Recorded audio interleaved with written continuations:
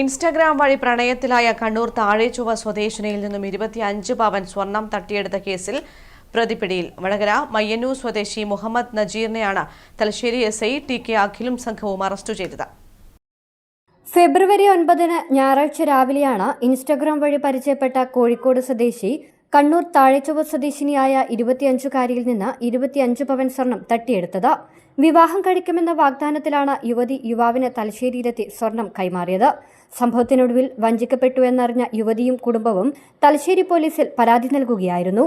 തുടർന്നുള്ള അന്വേഷണത്തിലാണ് വടകര മയ്യന്നൂർ സ്വദേശി മുഹമ്മദ് നജീറിനെ തലശ്ശേരി എസ്ഐ ടി.കെ. അഖിലും സംഘവും കഴിഞ്ഞ ദിവസം അറസ്റ്റ് ചെയ്തത്. യുവതിയിൽ നിന്ന് തട്ടിയെടുത്തു വിറ്റ സ്വർണത്തിൽ 14 പവൻ വടകരയിലെ ഒരു ജ്വല്ലറിയിൽ നിന്നും കണ്ടെടുത്തു. വിൽപ്പനയിലൂടെ ലഭിച്ച 7.5 ലക്ഷം രൂപയും മൊബൈൽ ഫോണുകളും ഉൾപ്പെടെ പോലീസ് ഇയാളിൽ നിന്ന് കണ്ടെടുത്തിട്ടുണ്ട്. പ്രതിക്കെതിരെ മറ്റ് നിരവധി പോലീസ് സ്റ്റേഷനുകളിലും സമാനമായ രീതിയിലുള്ള കേസുകളുണ്ടെന്ന് പോലീസ് അറിയിച്ചു. News bureau, Thalassery.